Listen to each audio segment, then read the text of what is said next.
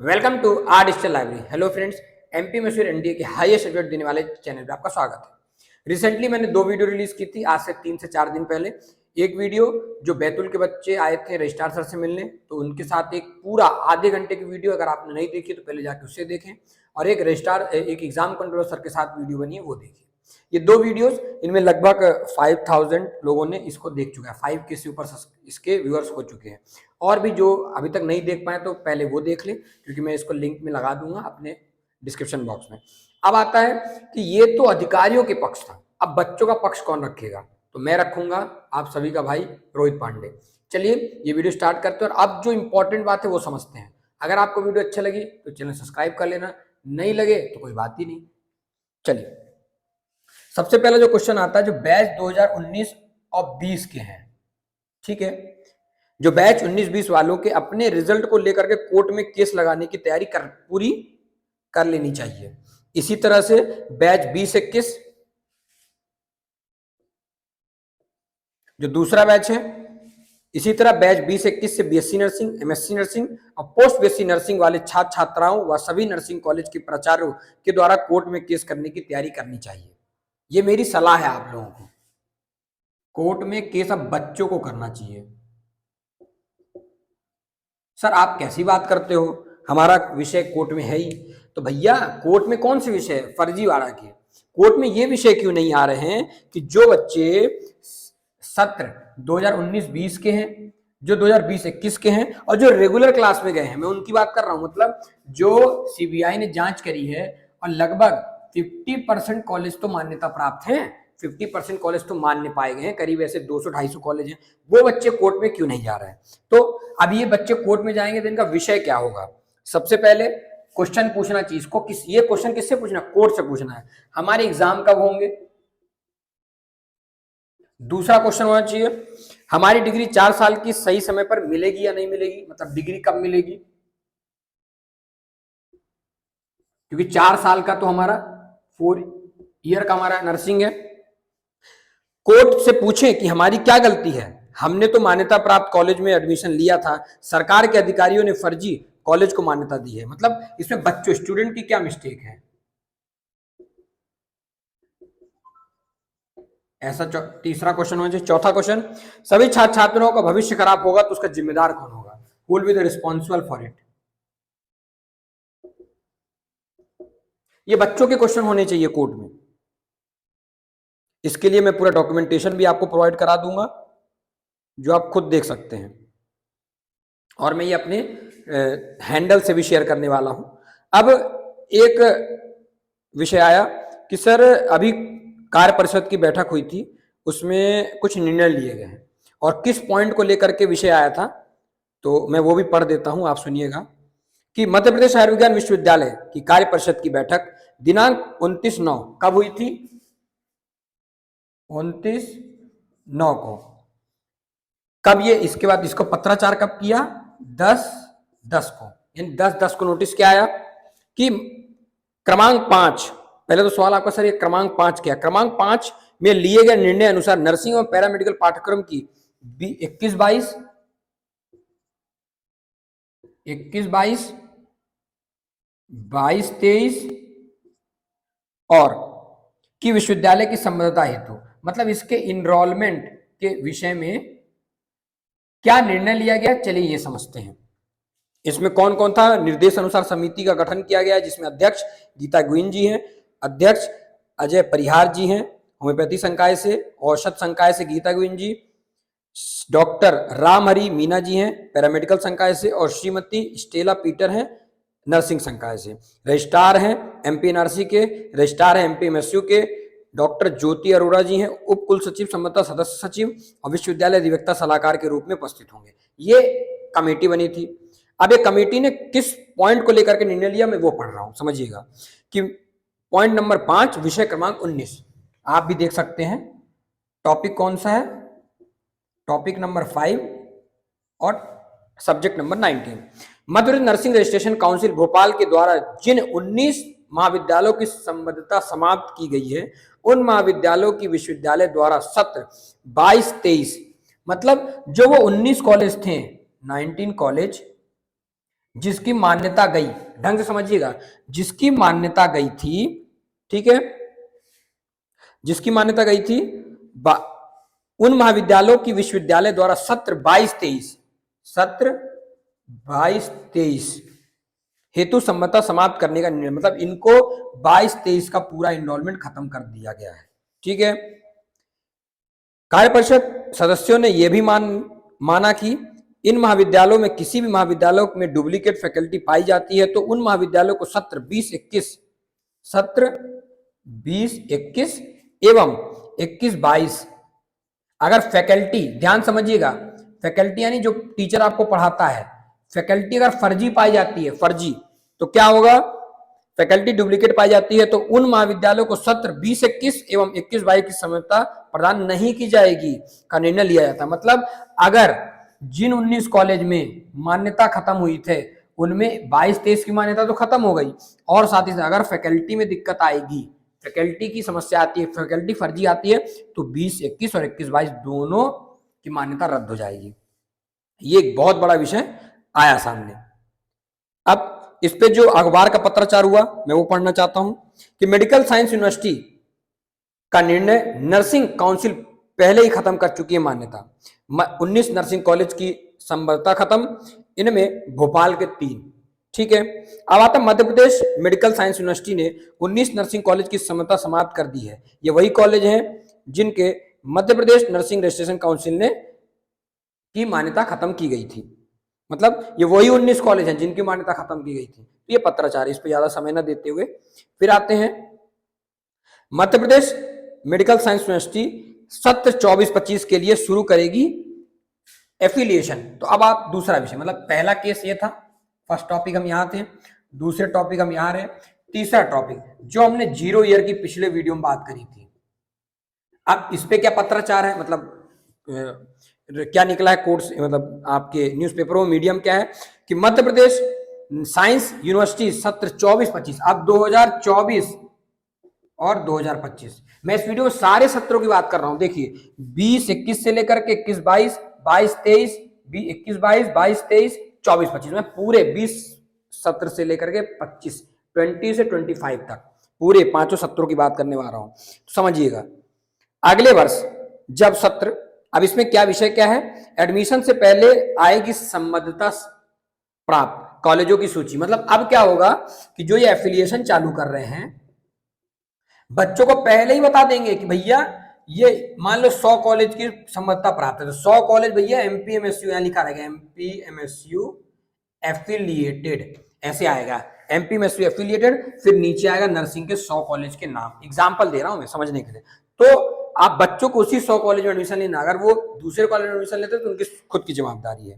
तो अगले वर्ष सत्र 24-25 में दाखिला की प्रक्रिया शुरू होगी, तब स्टूडेंट को यह पहले से पता होगा कि किस कॉलेज की संबद्धता है और सही विकल्प को चुन पाएंगे।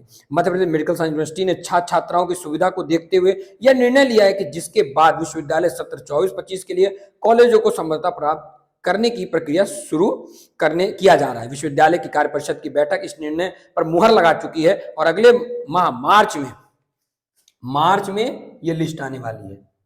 कब आएगी? मार्च में, ताकि 12वीं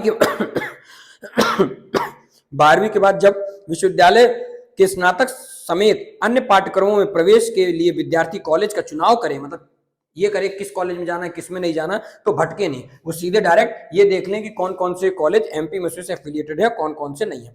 दरअसल दाखिला लेने के बाद अगर कॉलेज को संबद्धता न मिले तो स्टूडेंट का भविष्य दांव पर लग जाता है। ये बात सही है, जैसा मैंने कहा कि इसमें स्टूडेंट की क्या मिस्टेक, उन्होंने तो जो मान्यता देखी उसी को दिया, वो तो आपने पहले सूची दी नहीं, तो इसीलिए स्टूडेंट की मिस्टेक से बचने के लिए, मतलब स्टूडेंट की क्या गलती, रिस्पॉन्सिबल कौन होगा, इसमें उन्होंने कहा भैया हम रिस्पॉन्सिबल होंगे, पर कब से होंगे, अब से होंगे, आज डेट से 10 सितंबर से 10 अक्टूबर से, उसके पहले वो कोई ये नहीं कह रहे कि हमारी जिम्मेदारी है। ठीक है, अब आगे आते हैं मेडिकल साइंस यूनिवर्सिटी। अब एक चौथा विषय, चलिए 3 विषय मैंने देख लिए, चौथे विषय पे आते हैं। कहाँ पे, चलिए ऊपर ही लिख दे रहा हूं, चौथा विषय अपना क्या है अभी रिसेंट का एमपीएमएसयू का, कि मेडिकल साइंस यूनिवर्सिटी रजिस्ट्रार के खिलाफ ईओडब्ल्यू जांच।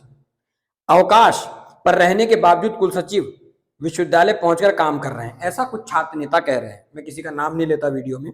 तो मेडिकल साइंस यूनिवर्सिटी के रजिस्ट्रार डॉक्टर पुष्पराज बघेल के खिलाफ ईओडब्ल्यू जांच के आदेश हुए हैं और कुल सचिव ने पहले अवकाश ले लिया था, लेकिन जैसे कि ईओडब्ल्यू जांच की बात सामने आई तो छुट्टी पर रहने के बावजूद कुल सचिव विश्वविद्यालय में काम कर रहे हैं। यह आरोप छात्र नेता डैश ने लगाया है नाम नहीं ले रहा हूं। पर इन पे अब एग्जाम कंट्रोल सॉरी अब इन पे वीसी का क्या कहना है और रजिस्ट्रार सर का कहना है। तो इस पे डॉक्टर अशोक खंडेलवाल जो कुलपति हैं एमपीएमएसयू के क्या कह रहे हैं, ईओडब्ल्यू में आर्थिक अनियमितताओं से जुड़े मामलों में शिकायत की गई है, पर ऐसा कोई पत्र मेरे पास नहीं है, वीसी के पास ऐसा कोई लेटर नहीं आया है। साथ ही साथ रजिस्ट्रार क्या बोल रहे हैं, छात्र संगठन का क्या आरोप लगता है इससे मुझे कोई लेना देना नहीं है। आर्थिक अन्वेषण ब्यूरो में किसी मामले की शिकायत या फिर जांच का कोई आदेश आया, इस बारे में मुझे कोई मतलब अभी तक रजिस्ट्रार को कोई जानकारी नहीं, जैसा ये छात्र नेता आरोप लगा रहे हैं। आपको एक नया नोटिस आई है, टॉपिक नंबर 5। क्या ये टॉपिक नंबर 5 की पढ़ दे रहा हूं। विश्वविद्यालय से समस्त, ये कब आई है, 12 तारीख को आई है, 12 अक्टूबर को। विश्वविद्यालय से संबंध समस्त महाविद्यालयों को सूचित किया जाता है कि जिन महाविद्यालयों की 80% से कम फैकल्टी, मतलब जिस कॉलेज में बताया गया कि 100% में हमारे यहाँ 50 टीचर हैं, 50 टीचर में अगर 80% 40 टीचर नहीं पाए गए सही, तो सुनिएगा पूरा 40 एवरेज बता रहा हूं।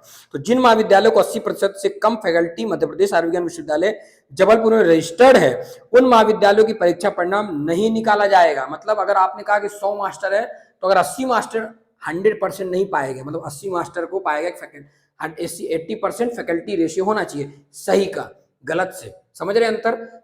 10 में से 8 मास्टर सही होने चाहिए, और अगर नहीं हुआ तो आपका रिजल्ट रोक दिया जाएगा। दूसरी बात, केवल उन्हीं फैकल्टियों को विश्वविद्यालय द्वारा शिक्षक मान्यता प्रमाण पत्र दिया जाएगा जो मध्य प्रदेश आयुर्विज्ञान विश्वविद्यालय की साइट में रजिस्टर्ड, मतलब उन्हीं को अब टीचर घोषित किया जाएगा नर्सिंग कॉलेज का जो एमपीएमएसयू की साइट पर, मतलब आप एमपीएमएसयू में खुला ओपन डॉक्यूमेंट रहेगा, पब्लिकली जाके देख सकते हैं कौन से टीचर कहां पढ़ा रहा। तीसरा पॉइंट, जिन महाविद्यालय में 75% से कम फैकल्टी रजिस्टर्ड है उन्हें संबद्धता समाप्त करने पर विचार किया जाएगा। और अगर किसी के यहाँ 100 फैकल्टी बोला और 75 से भी कम आ रहा, रेशियो बता रहा हूं मैं, 100 अगर आपने लिखा है, हमारे कॉलेज में 100 फैकल्टी पढ़ाते हैं, अगर वो 75 भी पाए गए, 75 से कम पाए गए, तो आपकी कॉलेज की मान्यता जाएगी, ऐसा निर्णय। अब इस पे पत्राचार क्या किया गया ये समझते हैं।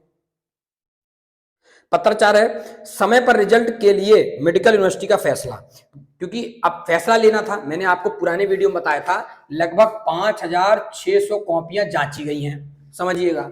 इसमें से 6000 बच्चों का इनरोलमेंट कैंसिल आ रहा है, तो बचे 5000 बच्चों का रिजल्ट क्यों नहीं आ रहा। अब यूनिवर्सिटी इसमें दिमाग लगाई कि अगर मैं रिजल्ट निकाल देता हूं तो ये 600 बच्चे मेरे सर पे बैठ जाएंगे। अब इन्होंने क्या किया, भैया अगर 80% से ज्यादा फैकल्टी है तो हम रिजल्ट निकालेंगे, अगर 80% अगर 75% से कम है तो हम नहीं निकालेंगे।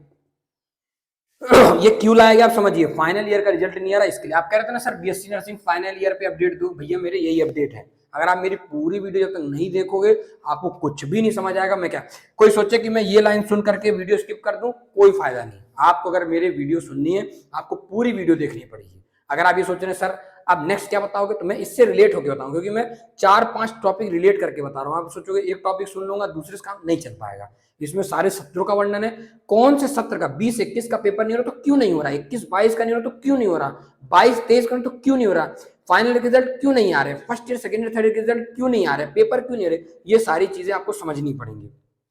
चलिए पत्राचार कहने का मेरा मतलब ये रहता है कि मेरे पास थोक एविडेंस है कि ये न्यूज़पेपर की कटिंग है और जो विश्वविद्यालय ने निकाला है। तो पत्राचार देखते हैं। समय पर रिजल्ट के लिए मेडिकल यूनिवर्सिटी का फैसला क्या आया, जिन कॉलेज की 80% फैकल्टी के रजिस्ट्रेशन नहीं होंगे उनके रिजल्ट होल्ड होंगे। तो भैया मेरे, अब आप सोचोगे सर ये 5000 का व्यवस्था तो बन गई, फिर 5000 में भी छटनी होगी, अब 5000 के भी नहीं आएंगे, 5000 में भी 80% यानी लगभग आप मान के चलो 3-1000 बच्चों का रिजल्ट तैयार किया गया होगा, जो मुझे लगता है आने वाले दिनों में। हो सकता है कल रिजल्ट आ जाए, हो सकता है नेक्स्ट वीक में आ जाए, 2-3 दिन के अंदर आप लोग के रिजल्ट आ रहे हैं, क्योंकि ये नोटिस 12 तारीख को आया था और आज तारीख है 13, यानी हो सकता है 14 या 15 तारीख को रिजल्ट आपका आ सकता है, 16 तक हो सकता है, मेरे हिसाब से 16-17 में आपका रिजल्ट आ जाएगा।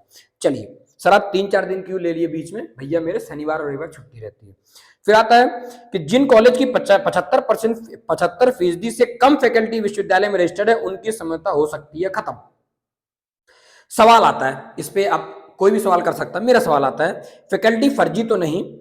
अफसरों का कहना है कि जिन कॉलेज की फैकल्टी में रजिस्ट्रेशन नहीं हो रहे हैं वहां फर्जी फैकल्टी तो नहीं है।